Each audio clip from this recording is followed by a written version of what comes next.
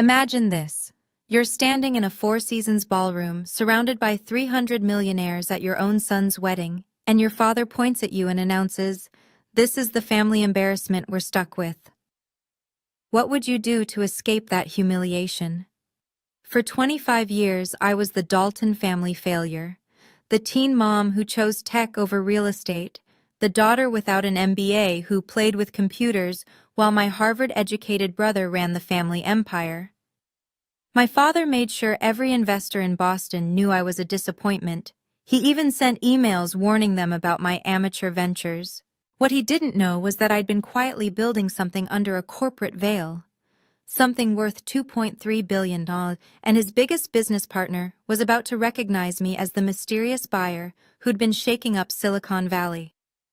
I'm Wendy Dalton, 42 years old, and this is the story of how my father's public humiliation became his $500 million mistake. If you're watching this, please subscribe and let me know where you are watching from. My name is Wendy Dalton, and this is the story of how my father's cruelest moment became his most expensive mistake. The Dalton family built their real estate empire over 3 generations, accumulating a portfolio worth roughly $500 million by the time I was born. My father, Robert Dalton, never let anyone forget it. Every introduction started the same way. Robert Dalton of the Dalton Properties empire. He had 2 children, but only one heir, at least in his mind. My younger brother Marcus came into the world with advantages I never had. While I was working 3 jobs to pay for community college as a single mother at 18, Marcus was being groomed at Phillips Exeter. When I was debugging code at 3 a.m. for my startup, he was networking at the Harvard Club. His MBA from Harvard Business School hung in our father's office before it ever graced Marcus's own wall. Marcus is the future of the Dalton Empire. My father would tell anyone who'd listen at those endless charity galas and country club dinners. He understands what it takes to maintain a legacy. And me? I was the cautionary tale.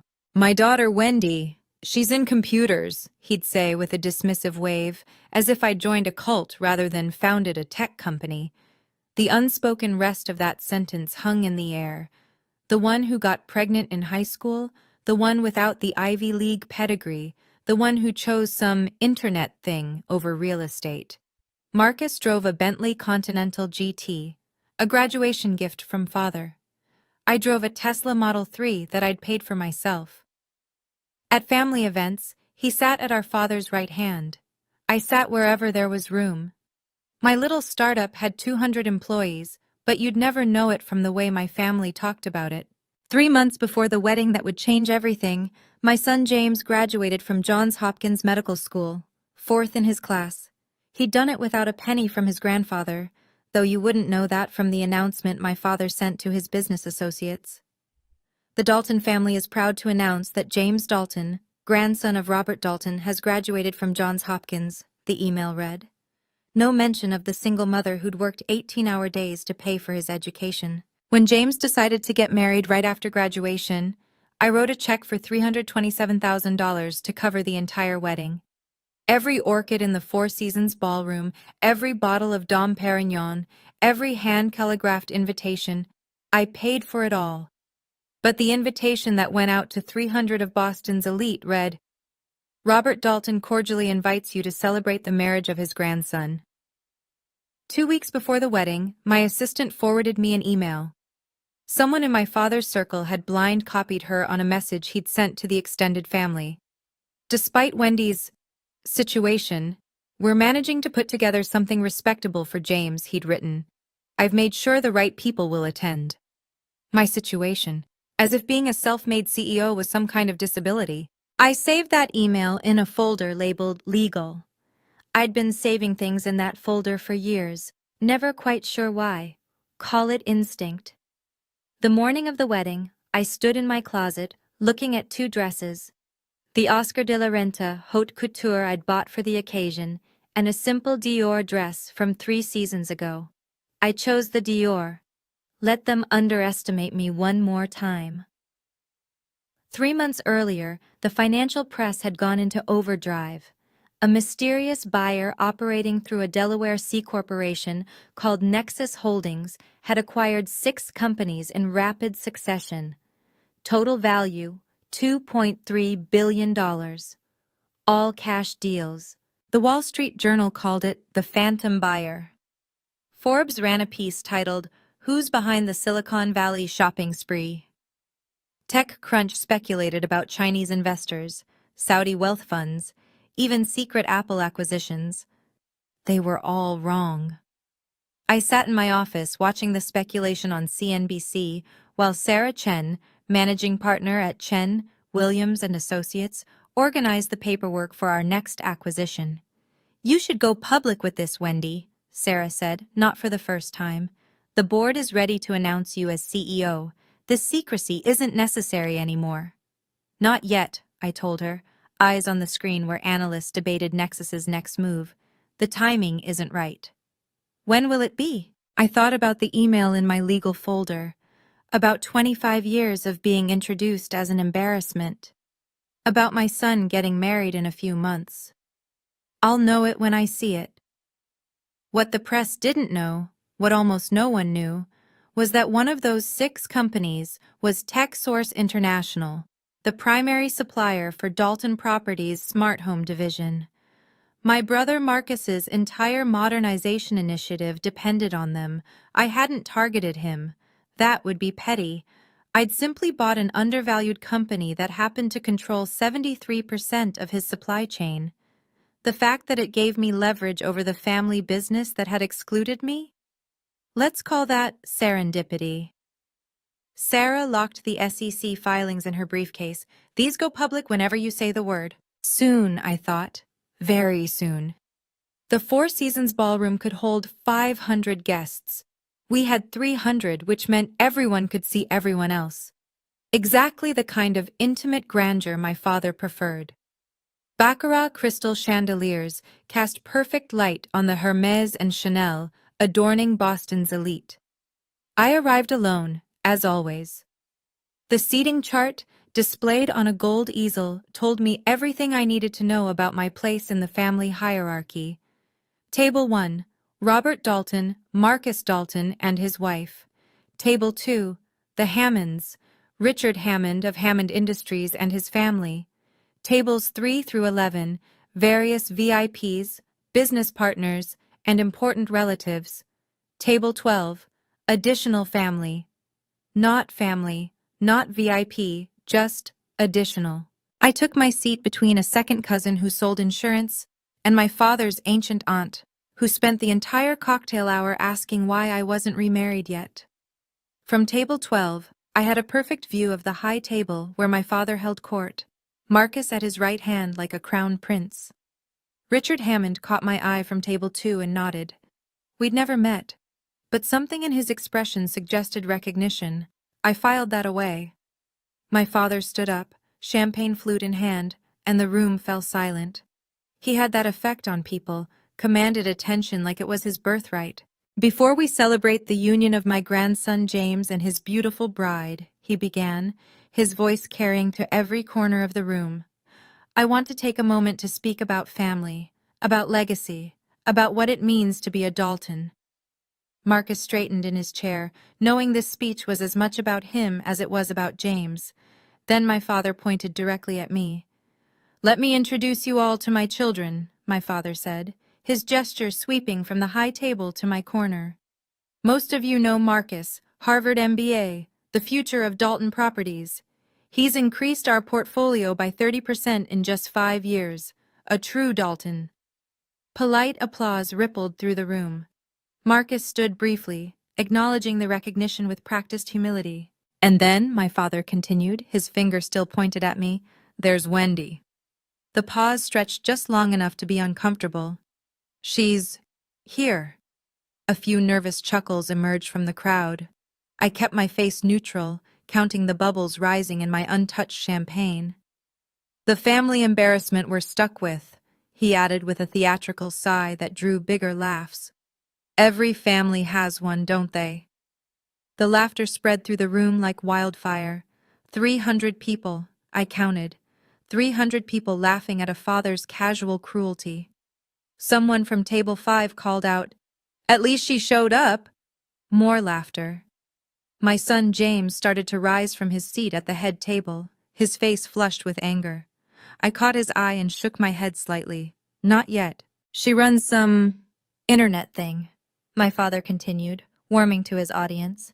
"No MBA, no proper education, single mother at 18, but family is family, even the disappointing ones. We don't get to choose them, do we?" Aunt Margaret's voice carried from table 6. "Poor Robert, you tried so hard with both of them." I stood up slowly, my chair scraping against the floor. The sound cut through the laughter. For a moment, the room thought I was about to leave. I remained standing, silent, my eyes locked on my father's. My father misread my standing as surrender. His smile widened. "Oh, don't leave, Wendy. I'm not done embarrassing you yet." The room laughed again, though some of the laughter sounded uncomfortable now. "I was just about to tell everyone about your latest venture. What do you call it? Some app? Some website?" "It's a technology company, Dad," I said quietly, my voice carrying in the sudden hush. "Technology company," he repeated mockingly. "That's what they all say these days, isn't it? Everyone's a CEO of something. Marcus here runs real businesses, real estate, real assets, things you can touch, things that matter." "Your Uncle Marcus handles actual money," he continued, gesturing to my brother. "50 million in revenue last year alone. Whatever Wendy does." He waved his hand dismissively. "Well, let's just say she won't be buying any buildings anytime soon." "Robert, perhaps," someone started to say. "A toast," my father interrupted, raising his glass high. "To the Daltons who matter, to Marcus, who carries our legacy, to James, who despite his mother's circumstances, has made something of himself, and to those who marry into success rather than earning it." I watched my son's knuckles go white as he gripped his champagne flute. His new wife whispered something in his ear, probably trying to calm him. "Sit down, Wendy," my father commanded. "You're making a scene." I remained standing. "Am I?" That's when Richard Hammond rose from table 2, his movement sharp enough to draw everyone's attention. "Excuse me, Robert," he said, his voice cutting through the tension. "I need to clarify something." Before Richard could continue, James stood up at the head table, his voice shaking with controlled anger. "Grandfather, my mother's company is successful, more successful than you." "Success is relative, son," my father cut him off with a patronizing laugh. "Your mother runs a small operation. It's admirable in its way, like a child's lemonade stand is admirable, but let's not confuse it with real business." "Real business?" James's voice grew stronger. "Do you even know what she—" "I know she couldn't afford this wedding without my help," my father lied smoothly.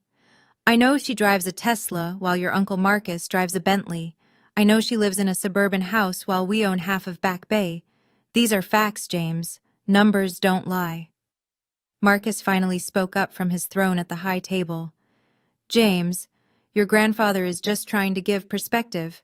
The tech bubble makes everyone think they're the next Steve Jobs. But real wealth, generational wealth, comes from real assets." "Exactly," my father agreed. "Your Uncle Marcus understands. He manages a real empire. Your mother manages— what? A website? Some engineers in hoodies?" The room had gone completely silent except for the soft clink of crystal as someone nervously set down their glass. My son's face had gone from red to pale. "You don't know anything about her company." "I know enough," my father said with finality. "Now sit down, both of you. This is a wedding, not a shareholders' meeting." But Richard Hammond remained standing, and now he was pulling out his phone. "Actually, Robert," he said, his voice carrying clearly across the ballroom, "I think this is exactly the right time for a shareholders' meeting. If you've ever been the black sheep in your family, the one who didn't follow the traditional path, I want you to know, your worth isn't determined by their approval." Type "I know my worth" in the comments if you've ever felt invisible at your own family gathering. And please, share this story with someone who needs to hear it today. Richard Hammond held his phone up, the Bloomberg app clearly visible on the screen. I need to ask, he said, looking directly at me. You're Wendy Dalton? The Wendy Dalton? My father laughed, but it sounded forced now.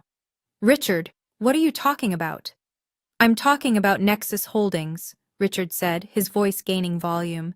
The phantom buyer, the one who's been acquiring companies left and right, including mine as of last week. Murmurs rippled through the room. Several people pulled out their phones. You're confused, my father said, his confidence wavering. My daughter doesn't even know what Nexus Holdings is. Your daughter, Richard said slowly, just paid me $400 million in cash for Hammond Industries. The contracts were signed 5 days ago. The murmurs turned to gasps. Someone at table 3 was frantically typing on their phone. That's impossible, Marcus stood up, his face flushed. That's absolutely impossible. It's on Bloomberg right now, Richard said, turning his phone toward the room. Nexus Holdings reveals CEO, Wendy Dalton. Net worth, $2.3 billion. My father's face went from red to white in 3 seconds. His champagne glass slipped from his hand, shattering on the marble floor. The sound echoed through the silent ballroom. This is some kind of joke, he said, his voice barely above a whisper. Some kind of mistake. No mistake, Richard said. I spent 3 months negotiating with her team. The woman you just called an embarrassment now owns 6 major companies, including mine. And if I'm not mistaken, he looked at Marcus, including your primary supplier. 300 pairs of eyes turned to look at me. I remained standing, silent, watching my father's world begin to crack. She just bought my company last week, Richard repeated, louder now for those in the back. $400 million, all cash, one of 6 acquisitions in the last 3 months. The ballroom erupted. Everyone was on their phones now, searching, confirming, gasping at what they found. It's true, someone called out from table 7. Forbes has it, Business Insider has it, it's everywhere. Nexus Holdings is the phantom buyer everyone's been talking about, another voice added. The one nobody could identify.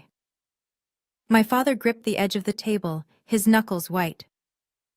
There must be another Wendy Dalton. This is impossible. My daughter couldn't afford this wedding without my help. Actually, I said, my voice cutting through the chaos. I paid for this wedding, every penny of it, $327,000. You're lying, he spat. The wedding planner, who'd been standing by the service door, stepped forward nervously. Actually, Mr. Dalton, she's right. Ms. Dalton paid in full 3 months ago. I have the receipts. Marcus was scrolling frantically through his phone. This can't be real. I would know. Someone would have told me. Told you what? Richard asked. That your sister, the one your father just humiliated in front of everyone, is worth more than your entire family combined? The Bloomberg article says she's been operating under the radar for 20 years, someone read from their phone. Built her first company at 22, sold it for $50 million at 28, reinvested everything. My father's face had gone gray. Stop, he said weakly. Just stop.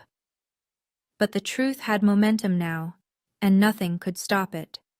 This is a misunderstanding, my father said, his voice regaining some strength through sheer desperation. There must be another Wendy Dalton. My daughter runs a small tech company. She drives a Tesla, for God's sake. She lives in Brookline, not Back Bay. He turned to me, his eyes pleading and commanding at once. Tell them this is a misunderstanding. Tell them the truth. I remained silent. This is ridiculous, Marcus interjected, his Harvard MBA confidence cracking. I know every major player in Boston business. I would know if my own sister was... He couldn't even finish the sentence. Would you? I asked quietly. When was the last time you asked about my company? When was the last time any of you asked? Your little startup? My father scoffed, grasping at straws. Your internet thing? My little startup was acquired 8 years ago, I said. I've been building something else since then. But you never asked, so I never told. This is impossible, my father repeated like a mantra. Richard, someone is playing a joke. My daughter doesn't have that kind of money. She can't.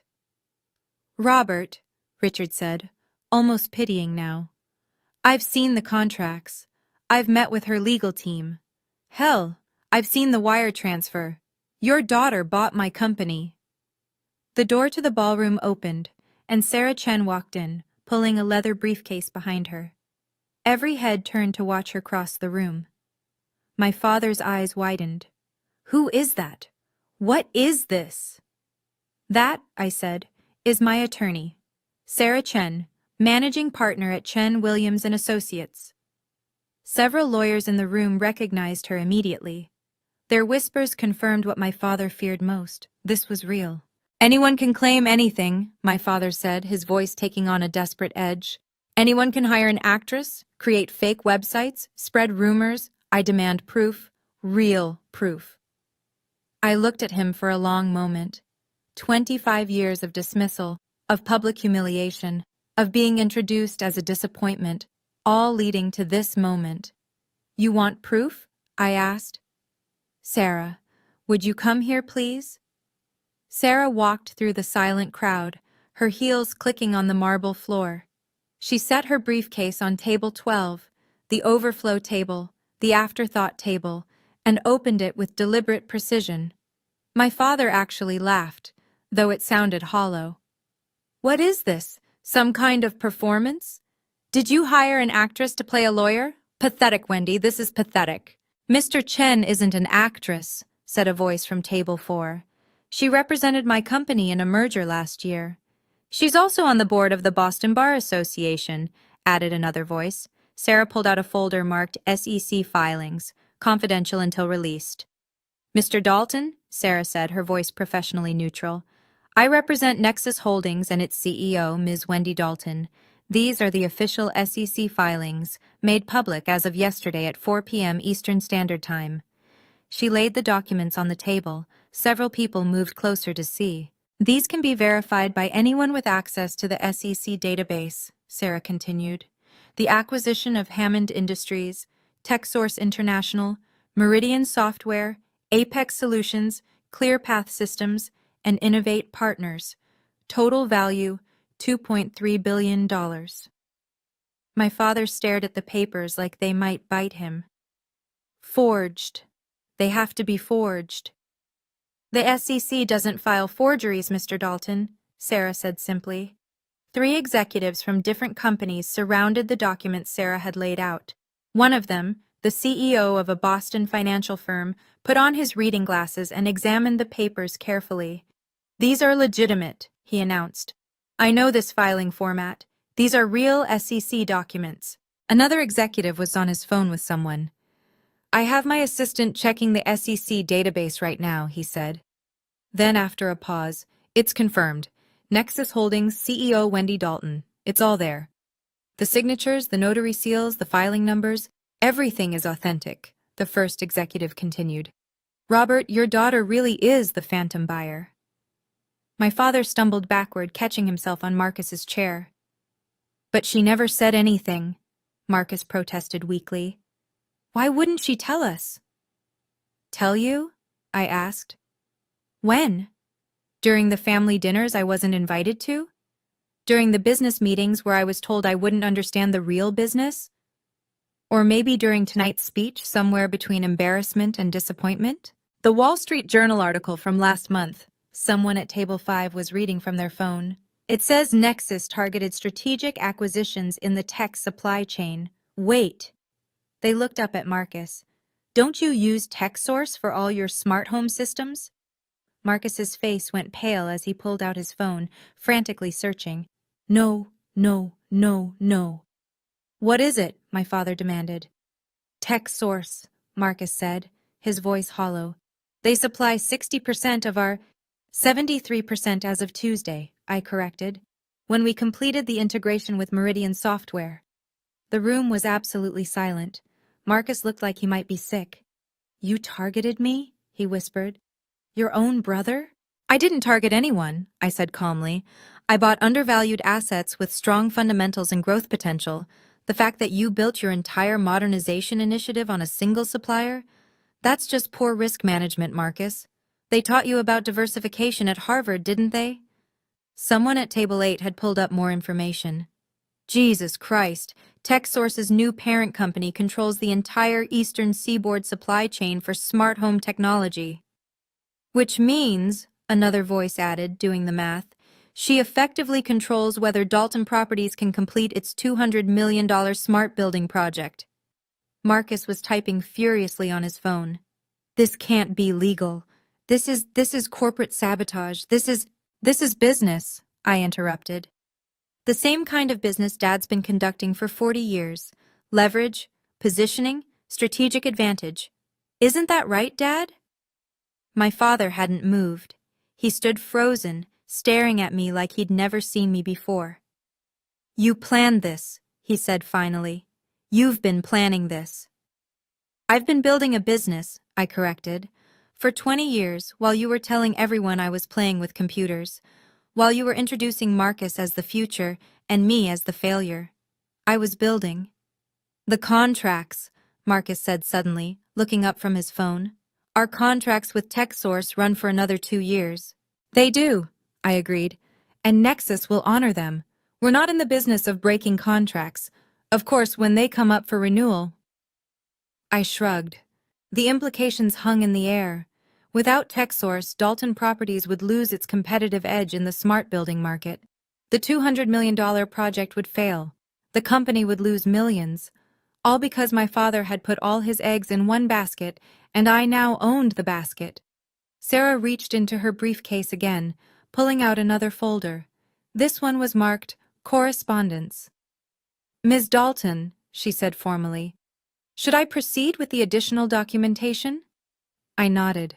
2 months ago, Sarah announced to the room, Mr. Robert Dalton sent emails to 47 investors and business associates in the greater Boston area. My father's face went white. What are you talking about? Sarah pulled out a printed email and began to read.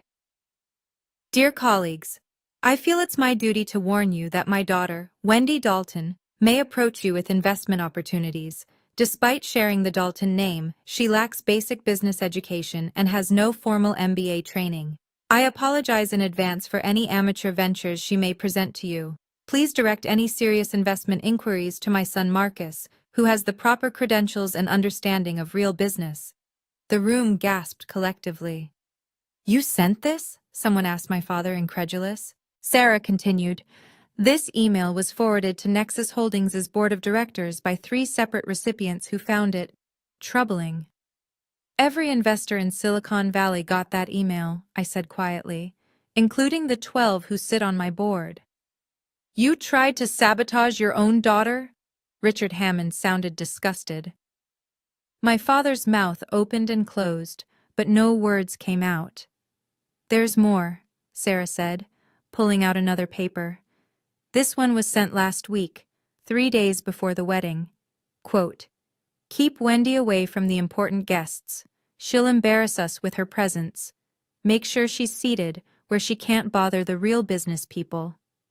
That email went to 47 people, I said, all of whom are in this room right now. The silence was deafening. When my board saw that email, I continued, they found it illuminating. They asked me if this was typical behavior from my father. I told them it was. Sarah pulled out another document. The board of Nexus Holdings conducted a review of Robert Dalton's business practices following receipt of these emails. Their findings were interesting. What review? My father demanded. You had no right. Public records, Mr. Dalton, Sarah interrupted. Court filings, business registrations, complaint records, all public. The pattern they found was concerning. 17 former business partners who reported similar tactics.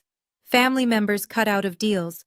A brother who moved to London after you, quote, destroyed his reputation in Boston. Aunt Eleanor, my father's sister, stood up at table 6. That's why Thomas left? You told us he was unstable. The board's conclusion, Sarah continued, reading from the document, was that Robert Dalton represents a reputational risk to any organization he's involved with. They recommended accelerating certain acquisitions to minimize exposure. You mean, someone said slowly, they bought those companies specifically because a full investigation showed that Robert Dalton's business empire was built on manipulation and family betrayal, Sarah finished. The board felt that anyone who would sabotage his own daughter's career would have no qualms about betraying business partners. That's slander, Marcus shouted. Marcus, it's documented fact, Sarah replied calmly. Every claim is supported by public records and sworn affidavits. My father sank into a chair, his legs no longer able to support him. The king of Boston real estate, the man who commanded every room he entered, looked small and old. They knew, he whispered. Your board knew who I was to you? They knew exactly who you were, I confirmed. Richard Hammond, who had been quietly conferring with someone on his phone, looked up with sudden understanding. Robert, wait, he said. Aren't you on the board of Children's Hospital, the Capital Campaign Chair? My father nodded mutely. The one that just received a $50 million pledge from... Richard trailed off, looking at me. From Nexus Holdings? The room stirred with new energy. Several board members from various charities were now paying very close attention. That's the largest single donation in the hospital's history, someone said. The new pediatric wing depends on it. The donation is under review, I said simply. The hospital's development director, who was sitting at table 9, stood up quickly. Ms. Dalton, please, the children. The donation will be honored, I assured her. Nexus Holdings keeps its commitments.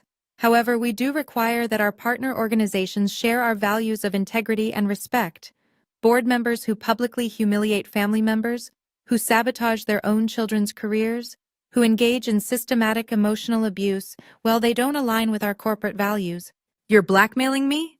My father said, finding his voice again. I'm stating our corporate policy, I replied. We don't associate with individuals who engage in documented patterns of abuse. It's bad for our brand. She's right, the development director said slowly. If this becomes public, if donors know the board chair tried to sabotage his own daughter's business, we could lose millions in other pledges. The Whitmore Foundation is reconsidering too, someone said, checking their phone.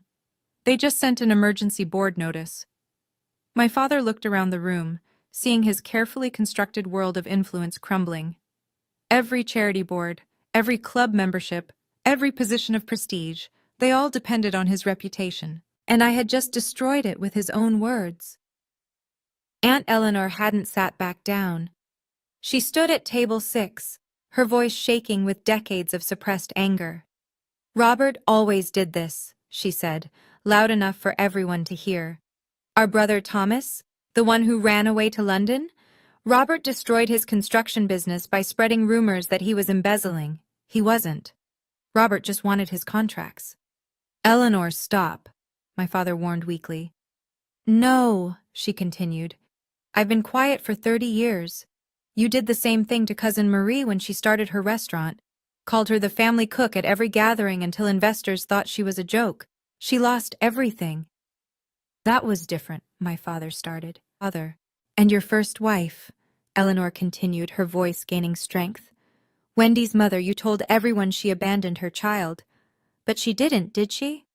You forced her out with lawyers and threats, then painted her as unstable.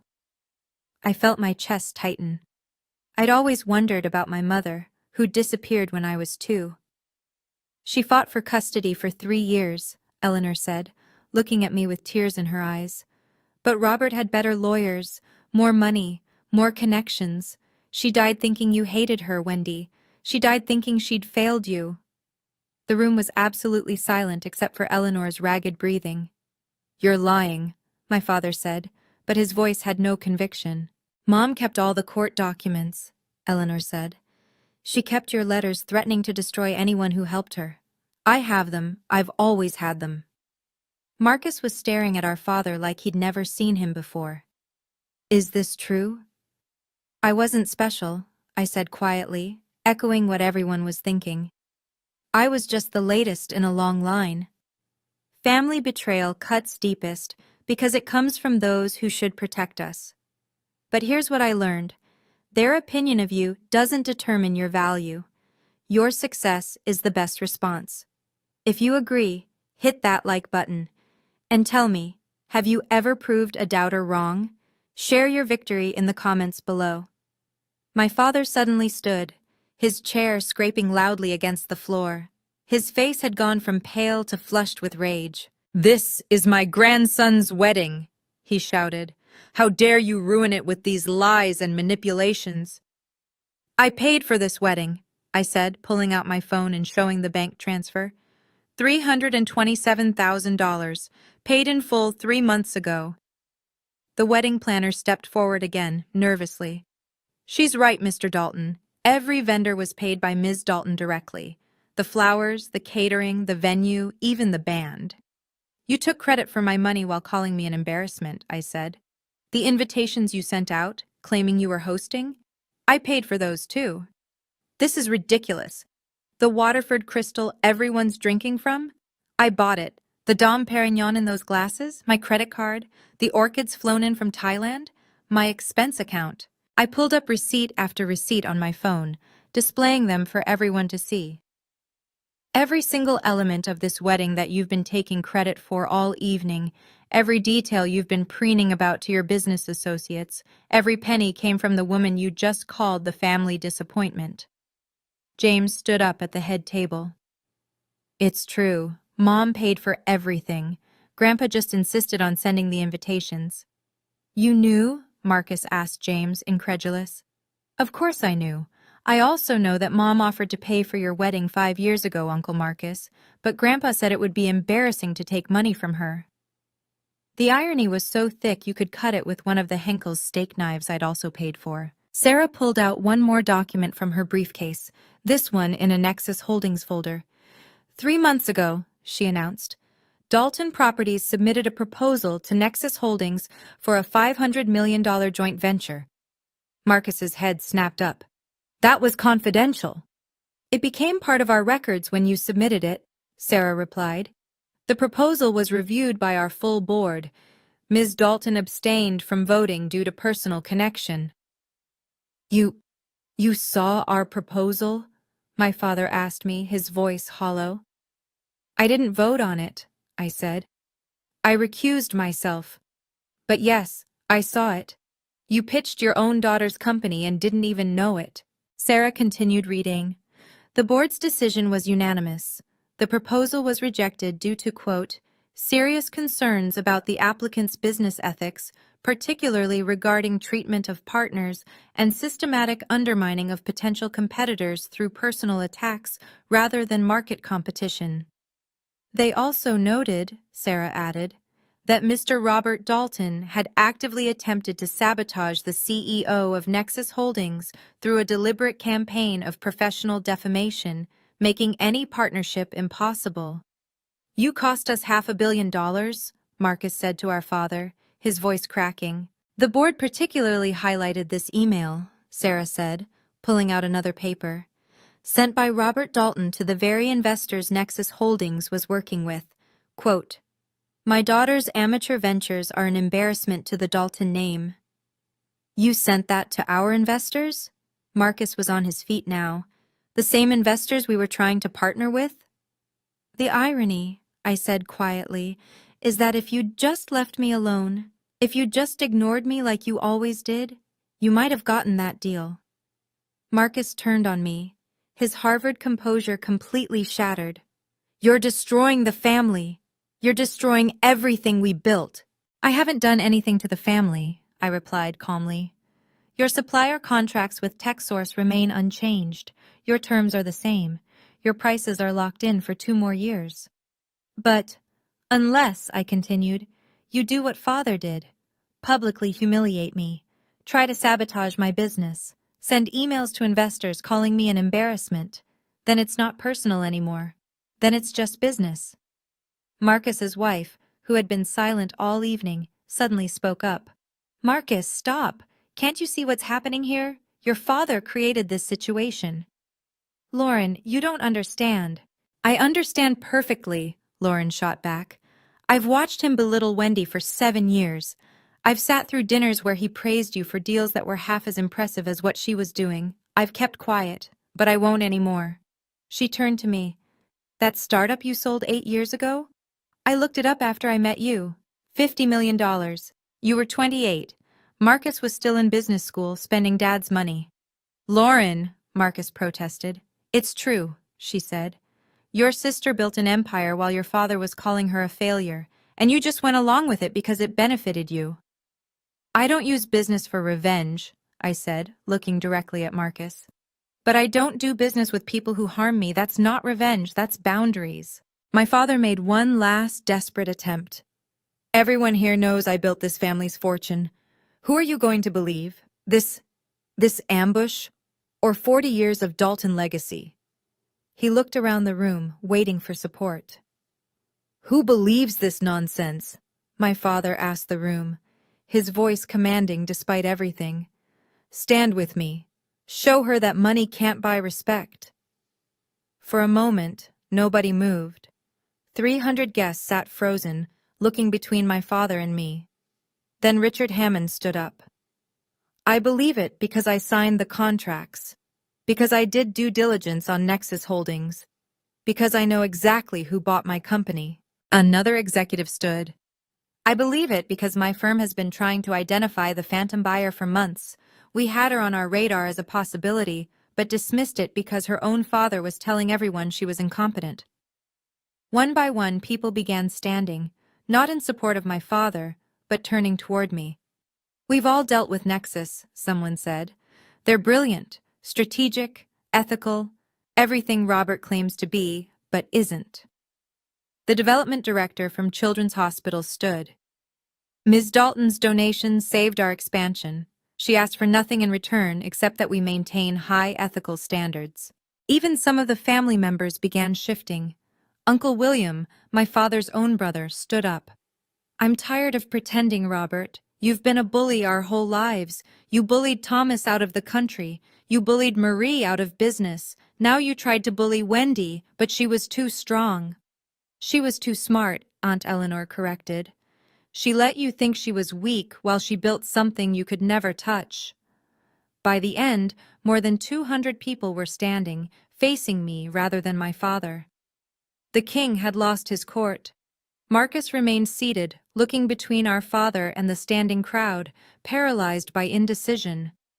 Your father just lost the room, Richard said quietly. In business, that's everything.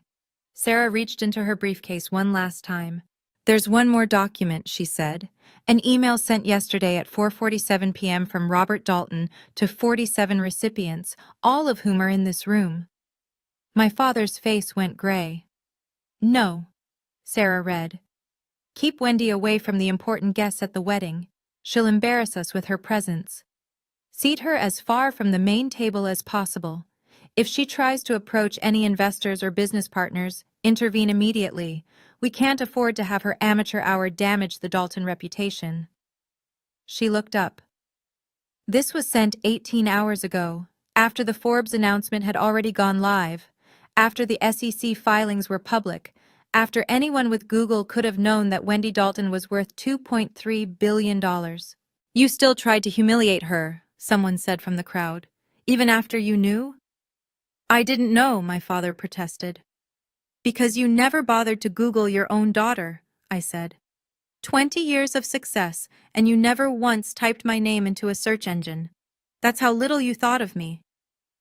The timestamp shows you sent this email after 3 people had already texted you about the Forbes article, Sarah added, checking her phone.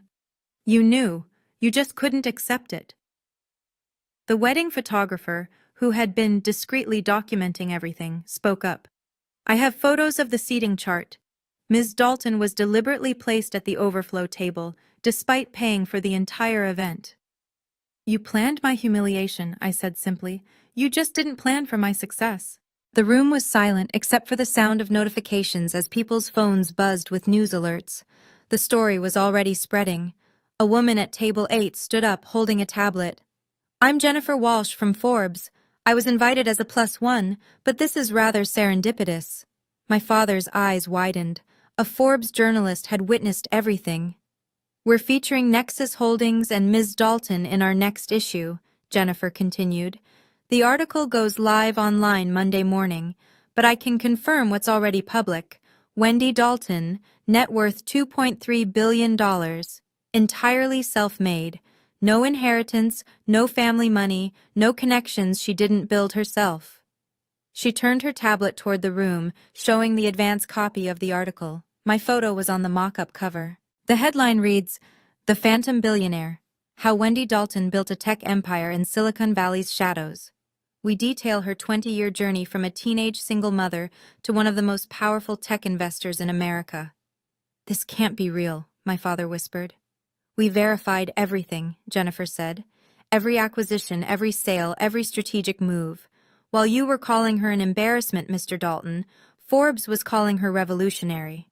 She scrolled down the article. "We have a particularly interesting section about how she succeeded despite active sabotage from her family. We didn't name names in the article, but—" She looked around the room. "I think we might need to update it." "You can't print that," Marcus said desperately. "I can print facts," Jennifer replied. "And the fact is, your sister built a billion-dollar empire while her own father was sending emails to destroy her reputation. That's not gossip. That's news. The best part," she added, looking directly at my father, "is the quote from one of your own investors. 'We always wondered why Robert Dalton was so intent on keeping us away from his daughter. Now we know she was the real talent in the family.'" The development director from Children's Hospital approached me, wringing her hands nervously. "Ms. Dalton, please," she said, loud enough for everyone to hear. "Whatever happens between you and your father, please don't punish the children. That $50 million, it's for a new pediatric cancer wing." I stood up from table 12 for the first time since the revelation began. "The funding stands," I said clearly. "Every penny. Nexus Holdings doesn't punish children for adult cruelty." Relief washed over her face. "Thank you. However," I continued, "we do have requirements for our partner organizations. Board members must meet certain ethical standards. We cannot have our company associated with individuals who engage in documented patterns of emotional abuse, professional sabotage, or systematic harassment." I looked directly at my father. "Robert Dalton must resign from the hospital board, effective immediately." "You can't demand that," he protested. "I'm not demanding anything," I replied. "I'm stating the terms under which the donation proceeds. The hospital can choose $50 million for sick children or keeping a board member who publicly humiliates his own family." The hospital board chair, who was also present, stood up. "Robert, I'm sorry, but the choice is clear. We need that funding." "This is extortion." "This is consequences," I corrected. "You've spent decades using your board positions to hurt people. That ends now." "She's right," another board member said. "Robert, we've overlooked a lot over the years because of your donations, but $50 million? And now knowing what you've done, we can't keep you."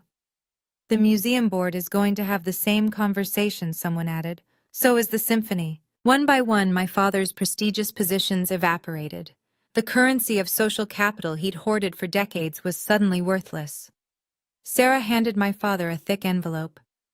"Mr. Dalton, this is formal notice from Nexus Holdings." He took it with shaking hands. "Effective Monday morning," Sarah announced. "Nexus Holdings and all its subsidiaries are terminating any existing partnerships with Dalton Properties. This includes preferred vendor status, joint development agreements, and all pending proposals." That's $500 million in annual revenue," Marcus said, his face white. "It's actually closer to $523 million when you factor in the secondary contracts," I corrected. "I know because I reviewed every single one." "You'll destroy us," my father said. "No," I replied. "You destroyed yourselves. I'm just no longer enabling it." Other business leaders in the room were already making calculations. If Nexus was pulling out, they'd reconsider too. Association with Dalton Properties was becoming toxic. "Hammond Industries will be reviewing our contracts as well," Richard announced. We can't partner with companies that treat family members as competitors to be destroyed. Same for Meridian Tech, another CEO added. Boston Financial Group is out too, came another voice. Within minutes, Dalton Properties had lost not just Nexus's business, but the confidence of half of Boston's business community. The empire my father had spent 40 years building was crumbling in real time. This is because of one email? My father asked desperately. This is because of hundreds of emails, I said. Years of sabotage, decades of cruelty. The emails were just evidence of who you really are. Marcus was frantically typing on his phone, probably trying to calculate if the company could survive losing half its revenue. The contracts give you 90 days to transition, Sarah added. That's more generous than required. Ms. Dalton insisted on it despite my recommendation for immediate termination. James stood up at the head table and took the microphone from the band leader. The room fell silent. I want everyone here to know something, he said, his voice strong and clear. My mother built everything she has from nothing. She was 18 years old, pregnant with me, abandoned by my father, and dismissed by her own family. He looked directly at my father. While my grandfather inherited his business from his father, my mother created hers with her own hands. While he was given every advantage, she fought for every opportunity. James, sit down, my father commanded weakly. No, James said. I've been quiet my whole life while you insulted her at every family gathering, while you gave Uncle Marcus credit for deals worth millions and dismissed Mom's billion-dollar empire as playing with computers. He turned to the room. You want to know the truth? My mother offered to pay for my Harvard education, all 4 years. My grandfather insisted on paying because he said it would be embarrassing to take money from her. Then he told everyone he was supporting us. That's not... I have the emails, grandfather. Mom saved them all. Every cruel word, every dismissal, every time you told someone she was a disappointment. She saved them not for revenge, but because she wanted me to understand that other people's opinions don't define our worth. James's voice grew stronger. I'm proud to be Wendy Dalton's son. I'm proud that she built an empire while raising me alone. I'm proud that she never once spoke badly of the family that rejected her, even when she had every right to. He looked at me, tears in his eyes. Mom, you're not the family embarrassment. You're the family hero, and everyone here knows it. My father left the wedding before the cake was cut. He walked out in silence, his empire in ruins, his reputation destroyed, his carefully maintained facade shattered. Marcus followed him, but not before approaching me. The supplier contracts, he said quietly. Will you really honor them? Submit a proposal like everyone else, I replied. Nexus evaluates all vendors on merit. We'll never get approved now. Then maybe you should have thought of that before letting Dad send those emails about me. Within an hour, I went from the overflow table to the center of the room. Business cards appeared in my hand faster than I could pocket them. 3 separate companies approached me about acquisitions before the band played their second set. Ms. Dalton, one CEO said, we've been trying to get a meeting with Nexus for months. Send the proposal to my office, I said, handing him Sarah's card. We review everything. The wedding continued without my father and Marcus. If anything, the atmosphere improved. The shadow that had hung over every family event for decades was finally gone. Lauren, Marcus's wife, approached me near the end of the evening. I'm filing for divorce, she said quietly. I've watched him turn into your father for 7 years. I won't wait for him to do to our children what Robert did to you. I'm sorry, I said, meaning it. Don't be. You showed me what's possible when you refused to accept less than you deserve. By the time the last dance played, I had received 17 LinkedIn requests, 12 acquisition proposals, and 6 board position offers. In 3 hours, I went from embarrassment to most wanted business card in Boston. The Boston Globe ran the story 3 days later. Family feud cost Dalton patriarch $500 and board positions. The Wall Street Journal followed with, How sabotaging your daughter can destroy your empire. Within a week, my father had lost 6 board positions, $500 million in annual contracts, 60% of his investors, his membership at 3 exclusive clubs. Any credibility in Boston's business community, Marcus's company struggled immediately. Without preferential treatment from suppliers, without the halo effect of our father's reputation, Dalton Properties revealed itself for what it was, an average company that had been coasting on inherited advantages. Their stock price dropped 40% in 5 days.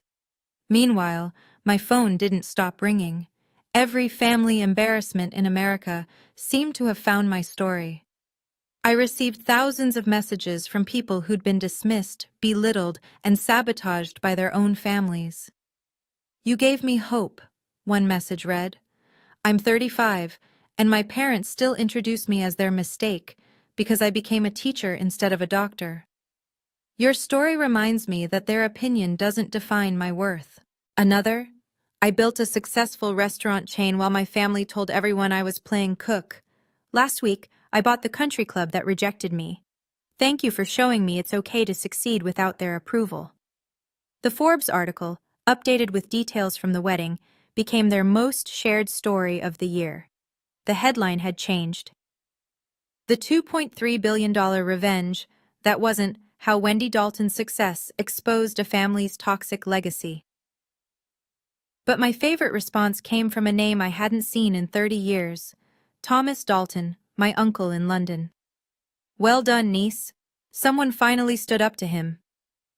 Uncle Thomas. 2 weeks after the wedding, a letter arrived at my office. My father's handwriting, still commanding even when asking for mercy. "Wendy, we need to talk. Despite recent misunderstandings, we're still family. I'm willing to put this behind us if you are. Family should stick together, especially in difficult times. Let's meet and discuss how to move forward. Dad." No apology, no acknowledgement of harm, just misunderstandings and a request to forget everything. Sarah read it over my shoulder. "He's lost everything. This is desperation." "This is manipulation," I corrected. Same playbook, different day. I dictated my response. "Robert, my door is open when you're ready to apologize publicly as you humiliated me. When you're ready to acknowledge, in front of the same 300 people who heard you call me an embarrassment, that you were wrong. When you're ready to admit that you sabotaged my career, lied about my mother, and tried to destroy my business. Until then, we have nothing to discuss. And it's Ms. Dalton. You lost the right to call yourself my father when you chose cruelty over kindness." Wendy Dalton, CEO, Nexus Holdings. Sarah sent it via certified mail, signature required. The response came 2 days later through Marcus. "Dad says you're being unreasonable. He's willing to acknowledge there were mistakes on both sides." "Both sides?" I asked. "What was my side? Building a business? Succeeding despite him?" "He's lost everything, Wendy. He lost what he built on cruelty. I won't apologize for revealing the truth." Marcus hung up. We haven't spoken since. My boundaries were clear: accountability or absence. I'd accept nothing in between. 6 months have passed since that wedding. My father's empire is a shadow of what it was. Marcus's company filed for restructuring. The family that once ruled Boston's social scene has become a cautionary tale told in business schools. But here's what I learned. Success isn't revenge. I didn't build Nexus Holdings to prove them wrong. I built it because I could. Because I had ideas worth pursuing and the determination to pursue them. Their opinion became irrelevant somewhere around my 3rd acquisition. The best boundary isn't a wall, it's indifference. When you truly know your worth, you don't need anyone else to confirm it. Not your father, not your family, not the people who should have loved you but chose judgment instead. I still drive my Tesla Model 3, even though I could buy 100 Bentleys. I still live in my house in Brookline, even though I could buy my father's entire Back Bay block. These things don't define me. They never did. What defines me is that I got up every morning for 20 years and built something real. While they were talking about legacy, I was creating one. While they were protecting their inheritance, I was earning my fortune. My son James is now a doctor at Children's Hospital, the one with the new pediatric wing that Nexus funded. He introduces himself as Dr. James Dalton, Wendy Dalton's son. That's his choice, and it means everything. The Dalton family embarrassment turned out to be the only Dalton worth remembering. When you know your worth, you don't need anyone else to confirm it. That's not arrogance, that's peace. And peace, I've learned, is the ultimate success. Thank you for listening to my story. If you've ever been the family disappointment, the one who didn't fit the mold, remember, your path doesn't need their validation. Success is the best response, but peace is the ultimate victory. Please subscribe if this resonated with you. Share it with someone who needs to hear it, and remember, you define your worth, no one else.